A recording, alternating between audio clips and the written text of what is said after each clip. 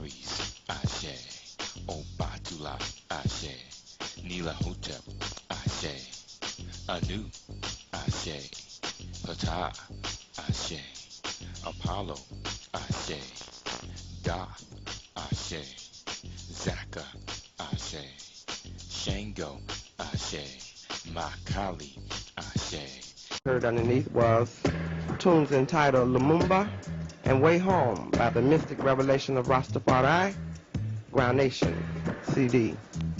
Yes, I. As I said, you are in tune to Potential Vibes, the World Series. I'm Sister Afrikiti, your producer and host, and I'm joined in the studio tonight by a brother who I first met during the Revolution 101 conference, and he just blew me away. Since that time, I've had the fortune of seeing the brother lecture on other occasions, and he still blew me away. I've been working on getting him here since I first met him, and it's my pleasure right now to bring to the Vibes Posse a brother who is an alumni of Benedict College of Columbia, South Carolina, and Clark Atlanta University, Brother Bobby Hemmitt, who is trained in commercial art. He's a researcher in all things ancient and African, mystery systems, metaphysics, esoteric science, and time cycles. Greetings, Brother Bobby, and welcome to the airways of WRFG and Potential Vibes. Hotep, Sister Afrikiti. Hotep to you, my brother. Yeah, and I see you did a good job with the cosmos part, the mythological part of that. That just blew me away, too. You came right prepared, like you said you was. Well, we try to do that. Yes. So we got some questions for you, Brother Bobby, and we want to get right on into it. You ready? All right. All right. As I told you earlier when I talked to you this week, I was doing a little research, right? And so from the little research that I have done, and kind of in keeping with our opening rendition of the creation myth, I found out that Atlantis was indeed the first place where humans, or divine sparks, first took on physical bodies. And that everyone has a theory as to whether there really was an Atlantis, was it not an Atlantis, where was it located, you know, was it in the middle of the Atlantic Ocean, or was it in the Caribbean, or was it actually in Hemmitt and Lemuria, same thing. You know, one guy said it went from Madagascar to South America and parts of Africa, and, you know, all these different kind of things. So it seems like, you know, it's hard to get a straight up analysis of the situation. The first thing we must realize is we want to, since this is such a vague subject as far as you don't know where to go with it because we don't have that going as far as this Plato's Atlantis. When we say Plato, was the first time we heard this coming out of Hemmitt. Now I want to set the background as far as the documentation that we do have, and that is coming from Hemmitt. And I think we, since it's so vague, we must set this frame of reference first.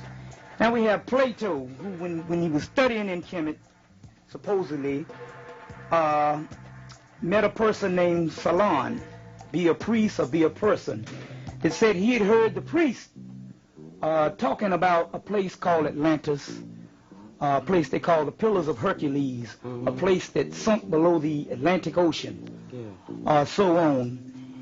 And it was very vague.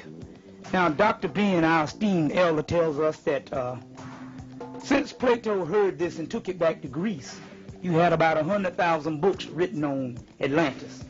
And he says, don't pay a mind to a lot of that. Well, you know, people can make up all kinds of things. You don't have that documentation. But it's one thing he did say. He didn't refute that Plato heard it in Egypt, or Hemmitt. He didn't say that it didn't exist. He's just saying that a lot of the stuff that we have on it is a lot of fictional things. Well, based on that, we hear Dr. Asa Hilliard and different people talk about continental drift. But they talk about the continent being one mass of land at one time. And by us being the root stock or the primordial people, we say that root stock, the first primordial race. So I'm setting this time frame before we go into space with this. We're talking like BP, before the present geological dating system, right? Yes. All right. Setting this time frame, since by us being the root stock, we can say that we inhabited that land all over the earth. Now we talk about Atlantis and Lemuria. Well, first of all, when they say Lemuria, if you hear most of Western scholarship and all, they don't have the greatest respect for Lemuria. Yeah, you don't find a whole lot about it. You don't find a whole lot about it, and also what you find is they try to put it into the same primitive state, not primitive primal meaning the positive, but primitive primal as far as the Western concept meaning savage type thing. But we can draw that into one place. We call that Atlantis. You say Atlantis and Lemuria. Well, you have different segments of black beginnings. And when you're talking about this one primordial land, especially Lemuria and Atlantis, what we find is that whether it was all over the place, and we know that this Atlantis, before continental drift, was everywhere. We just call it the land of the blacks. Because if you notice when they talk about other planets, and we don't want to get into the Star Trek type of mind or the Star Wars where you just got all these different types of beings and all, and you don't never see just one whole race of people.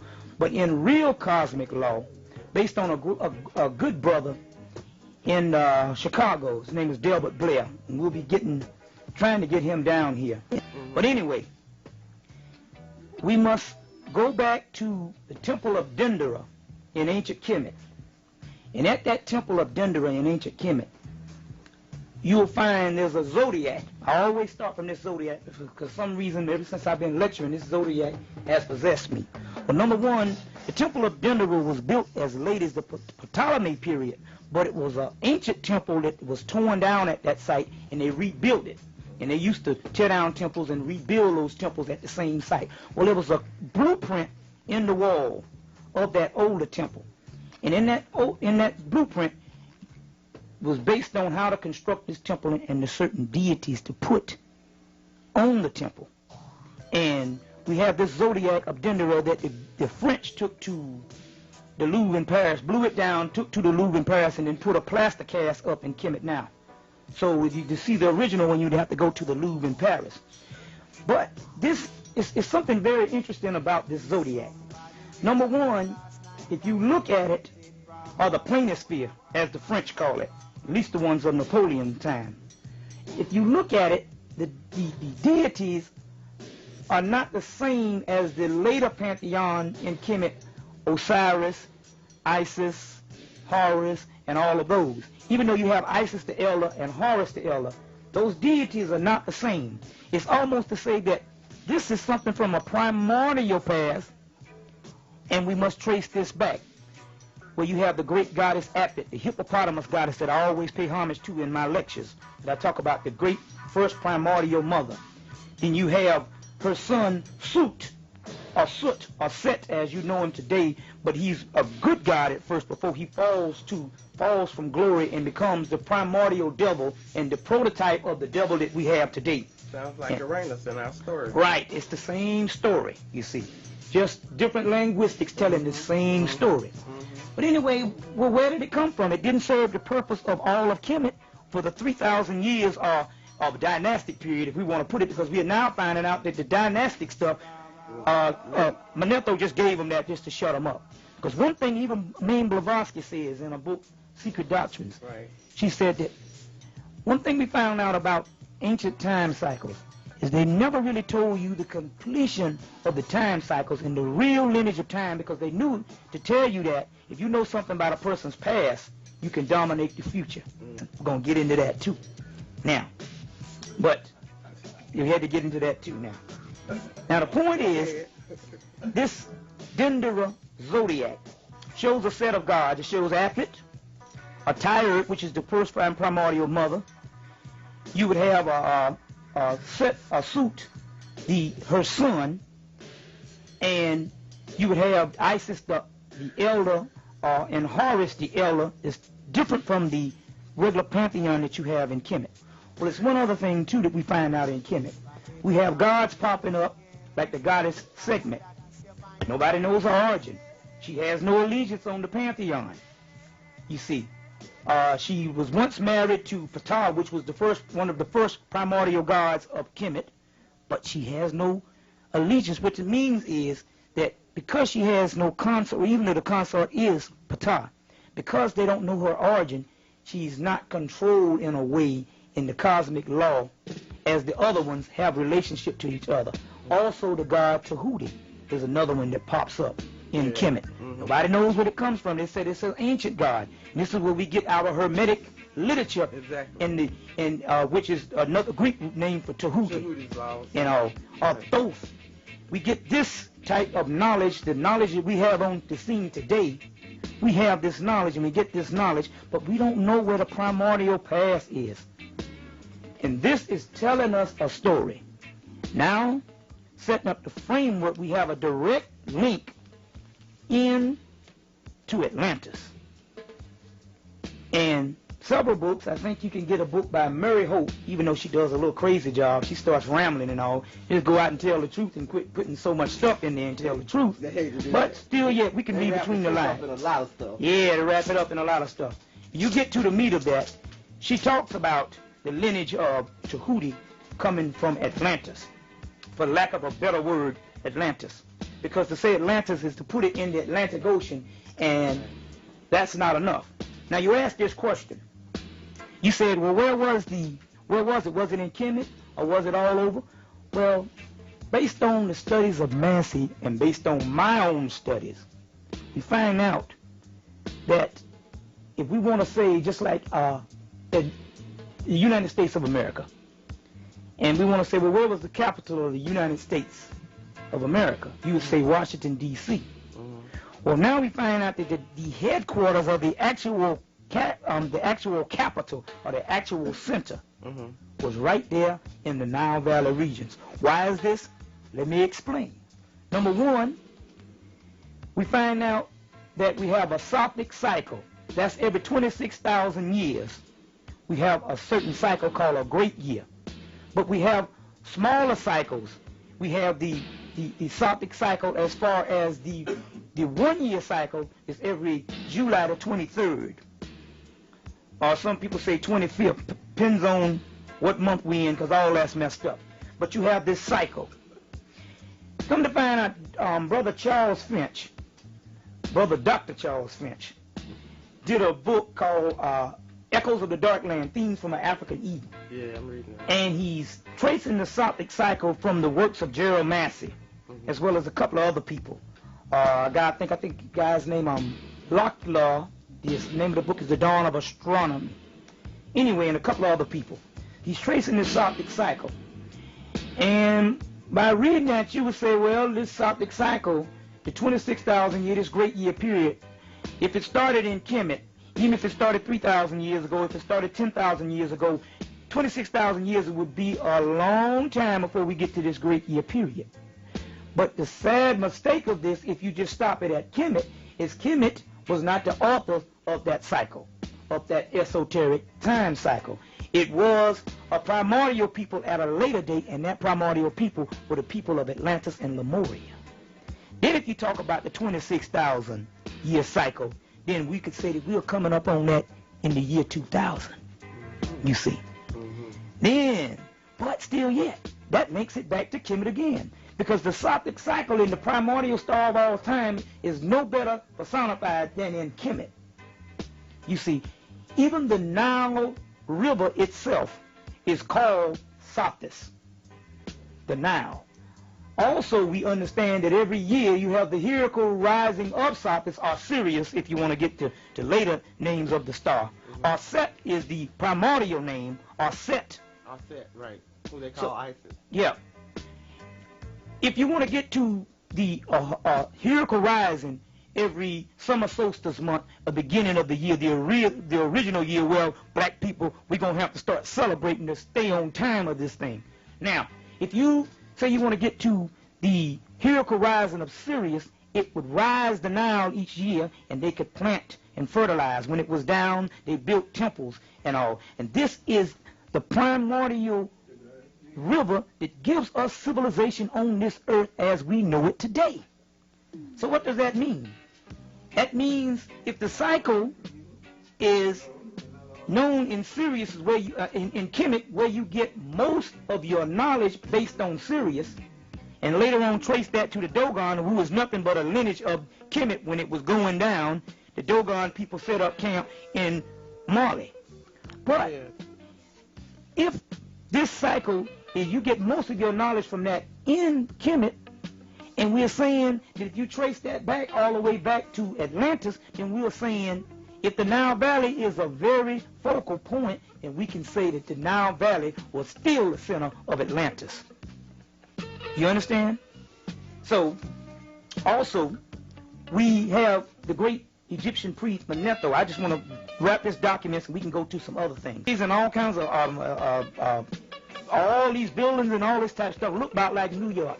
Believe me, there's nothing on the earth that looks about like New York, because New York is a contradiction within itself.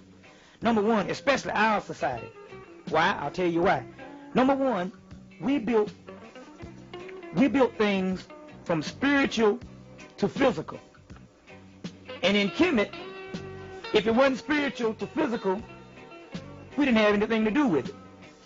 You see, everything that was laid out in African society, it was spiritual first. Then it went to physical and technological. Whereas now, today, we just build buildings.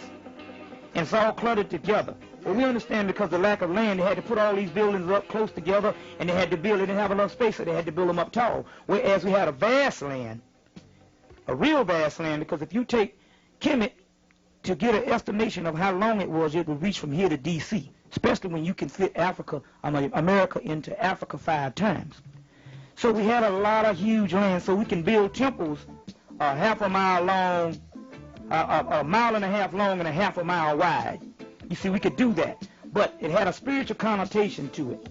So now, if Hemmitt is a later representation of a primordial past called Atlantis or Lemuria, then you can just about bet that the architecture that you get in Atlantis is the same stuff that you would have in Hemmitt. So I'm trying to get you a framework to set up to get you this framework of how this place really looks. Well, what does it look like? Now, does that mean it's lack of architecture because it still looks like something that's 3,000 years old? No, because remember, they had all this. If the Western society can do all they have done with the same laws that we gave them, imagine what we could have done. But us, if it didn't pan out with the divine law, we didn't do it. We can say that Atlantis or Lemuria, and even Hemmitt started doing certain amount of things against structure at the end, which ended up falling. But it's all still a part of time and all still a part of the cycles. So we must still understand that also. And also, I read in, I don't know if it was Edgar Casey's book on Atlantis. He did a whole book on readings he'd done on people in Atlantis. And he said, I think he said that when Atlantis, he talked about this great deluge, this great flood. Right. And that the people, I mean, it wasn't like all of a sudden, boom, one day it was just destroyed. It took several days for this to happen. There were eruptions and all kinds of things. Right. So people fled to different places, too. That's true, too. And the majority of them ended up in Hemmitt. Yes, that's what they want to say, that the people Hemmitt through the, that they fled to different places. But to me, if Hemmitt was a place that was a savage land, it was later on people by Hemmitt, people by Atlanteans, then how do we get the Nile Valley in the same cycle? Exactly right, because remember, if it did fall, we'll get into the metaphysical part of that. If it did If it did fall, but I think it did, part of it fell and part of it went to another place. We'll get into that. But if it did fall, they would have had to set up camp someplace else.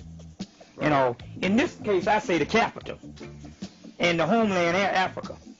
Because it's funny, if we did live all over the world, how is it, and if other places didn't have contact with one place, how is it that we have other races or other civilizations that's far behind Hemmitt? You see, the point I'm trying to make is, yes, there was something that went down that put Earth backwards. Because now we're finding out that the Earth is billions of years old.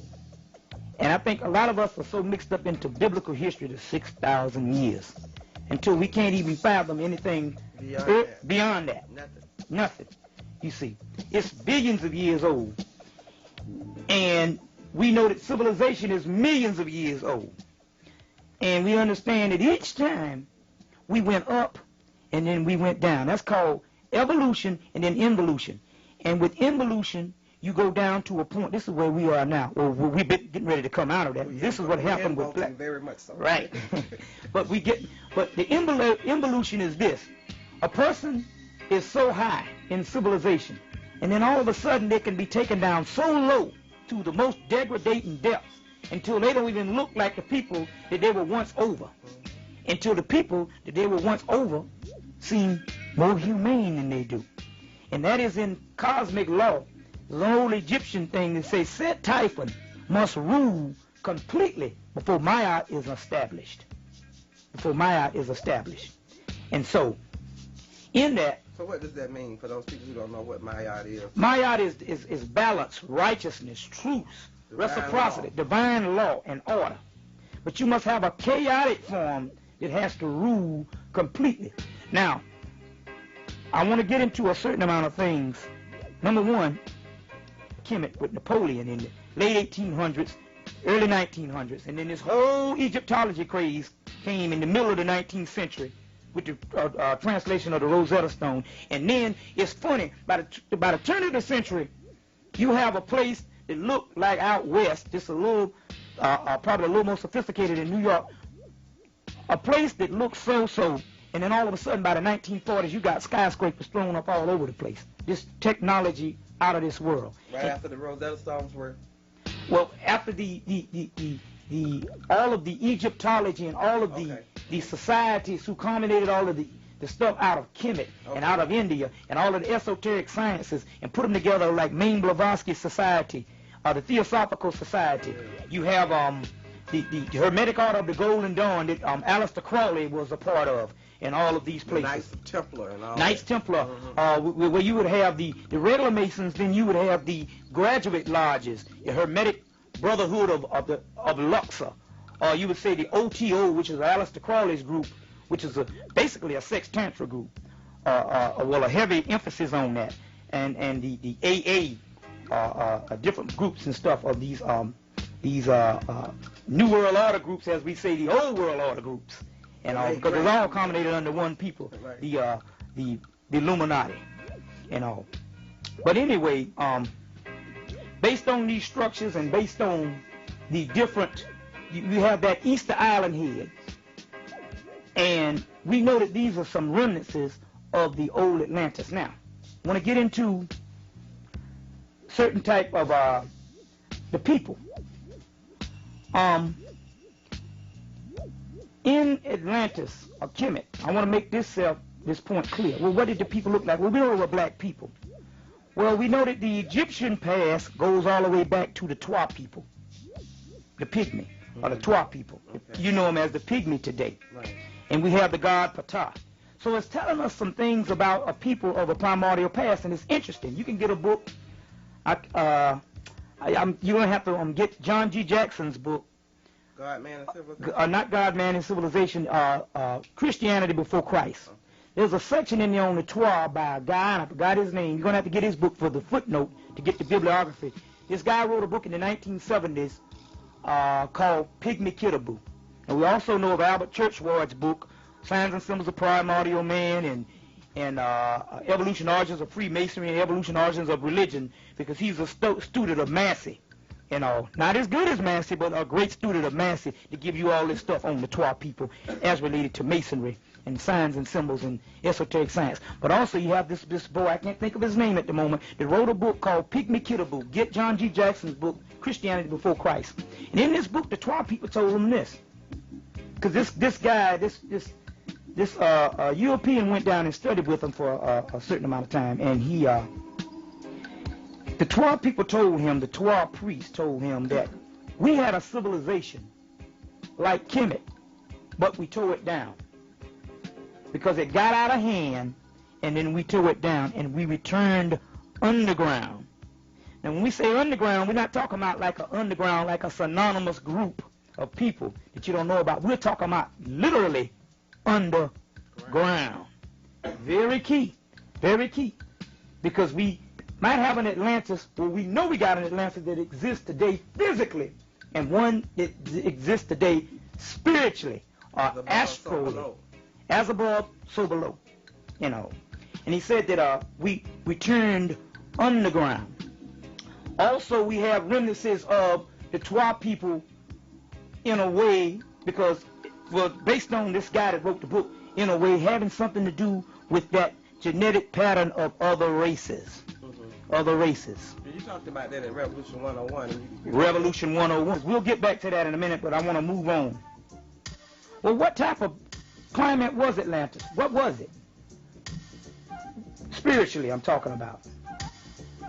Well, you said something early about man being in the cosmological or the astral region or the spiritual, and then being cut off from the spiritual into the matter or the physical region. Well, supposedly in Atlantis, we have just that at first. We have a spiritual region, and then all of a sudden man got trapped in the physical region. The spiritual would be the beginning of the fourth dimension, and the physical would be the the ending of the third dimension, or the let's say the beginning of the third dimension going on down. And this third dimension is a third dimension. What it is, it's a third dimensional climate, more of matter. So we have here. Right, exactly. So all of a sudden, they got trapped somehow in the third dimension. And part of them got trapped in the fourth dimension. Well, that's not being trapped. Part of them was left in the fourth dimension. Now, it's interesting about this because we're trying to find a spiritual concept. That spiritual concept is this. You go to Hemmitt and you go into the mystery school, or we can take the Yoruba religion. When the European went into Africa, and he went into Nigeria, different places, he said, well, these Africans have all these rituals that can do miraculous jobs. And we know these rituals have a greater meaning than just the regular ritual or the stuff that they put into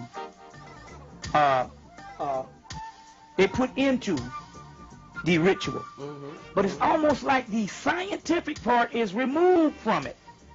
Well, come to find out, even Ivan Van Sertima talks about this and other African scholars, that when the outside conquest came into Africa, the scientists or the priests or the great teachers went underground because they would rather give you some of the knowledge that you had already learned in the Greeks, in Greece, from Greece going into the mystery schools, than to give you all of the knowledge. Because based on, look what has been done with just some of the knowledge. What about if they had 360 degrees? Then the New World Order would have it point blank. I mean, wouldn't nothing we could do about it. You know, because they would be at one. They saved that for the African War. Right. So they went, yeah, right. They went underground. Well, that could be synonymous groups, or that could literally mean underground too. We're going to get to that in a minute. But they said they had these magnificent rituals. And in these rituals, they said it was almost as if the sciences were gone. But then if we trace that back to Hemmitt, where we had science and ritual, you'd find out that the scientific part was this. We just said that Atlantis got trapped in the third dimension and the fourth dimension. The fourth dimension being the highest realm, which is a spiritual realm. Well, when you're dealing with these rituals, you are actually, in a way, dealing with your ancestors, living ancestors, cosmic beings that don't need this astral body. You're dealing with them, and they are actually doing operations on you, literal operations on you, with your with contact with your spiritual body. You understand how that goes now? Right. So when you go into the mystery schools and you see different communication with the gods, they were actually talking about entities on other planes and getting in contact with those entities on other planes, and they were actually doing work that you couldn't do in a physical realm. Because remember, let's say take for instance operation. That's the lowest form of healing out there. That's the last resort. Physical surgery. Physical surgery. And basically they did that. Okay, they dealt with fractures that way and different things that had to be done, because we also know that in Switzerland they found a mummy supposedly in Switzerland with an artificial heart. That's interesting. And Delbert Blair talks about it. Brother Delbert Blair talks about it out of Chicago, as well as Tony Broder talks about it in Washington, D.C. Very interesting. But look, they dealt with these people, they dealt with both levels, and it was almost like saying they were dealing with the ancestors that they got cut off from. Same thing that you introduced in the story. You understand? So now we understand how these rituals work, you see, and different things. And the one thing that Shekhar Meshechem brings out in the Meduna Materials, that the main part of the formula that they didn't give them were the words of power. Right. That's the whole key. That's the whole key. Yeah. There's a story. We're gonna continue this, but I want to say this is a story about Aleister Crowley. Aleister Crowley, in the OTO, when he talked about this book of law that was given to him by a priest of Set Typhon, when he meditated and came in contact with this entity, it said it was one word that would get you over into the other realm. And he died, and his son, one of his spiritual sons that tried, that got a little further than him, both died like years apart, never really getting that key. You see, those words of power that would make you one with the universe.